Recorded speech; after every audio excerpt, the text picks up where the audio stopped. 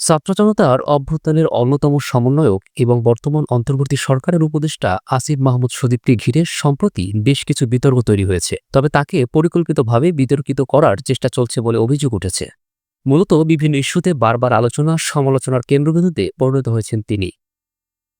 প্রবাসী সাংবাদিক ইলিয়াস হোসেন শনিবার রাতে সামাজিক যোগাযোগ মাধ্যম ফেসবুকে এক পোস্টে আসিফ মাহমুদকে নিয়ে চাঞ্চল্যকর অভিযোগ তুলে একটি স্ট্যাটাস দিয়েছেন। তিনি দাবি করেন আসিফ মাহমুদ সেনাবাহিনীর টার্গেটে পরিণত হয়েছেন। আলোচিত সাংবাদিক ইলিয়াস হোসেন তার পোস্টে লেখেন, আর্মির টার্গেট আসিফ মাহমুদ।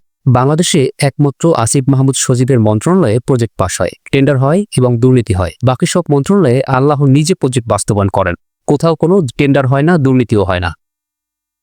তিনি তার পোস্টের লেখায় আর উল্লেখ করেন, দেশের প্রতিটি মন্ত্রণালয়ে দুর্নীতি চলমান থাকলেও সব দায় কেবল আসিফ মাহমুদের মন্ত্রণালয়ের উপর চাপানো হচ্ছে। তার মতে আসিফ মাহমুদকে বারবার বিতর্কিত করতে ডিজিএফআই ষড়যন্ত্র করছে।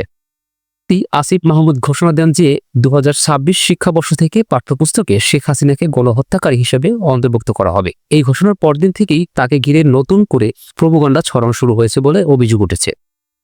লক্ষ্য করলে দেখবেন, আসিফ মাহমুদ যখনই আওয়ামী লীগের বিরুদ্ধে কোনো পদক্ষেপ নেন, ঠিক পরদিনই তাকে ঘিরে নতুন ষড়যন্ত্র শুরু হয়। তিনি গোয়েন্দা সংস্থাকে এই ধরনের অপতৎপরতার জন্য দায়ী করেন। সার্বিকভাবে আসিফ মাহমুদ সজীবকে কেন্দ্র করে চলমান বিতর্ক এবং এর পেছনের কারণগুলো নিয়ে বিভিন্ন মহলে আলোচনা সমালোচনা চলছে। পোস্ট নতুন করে আলোচনায় নিয়ে এসেছে আসিফ মাহমুদ সজীব ভুঁইয়াকে। যদিও জনপ্রিয় এই সাংবাদিকের পোস্ট নিয়ে এখনও দায়িত্বশীল কোনো মহলের প্রতিক্রিয়া পাওয়া যায়নি।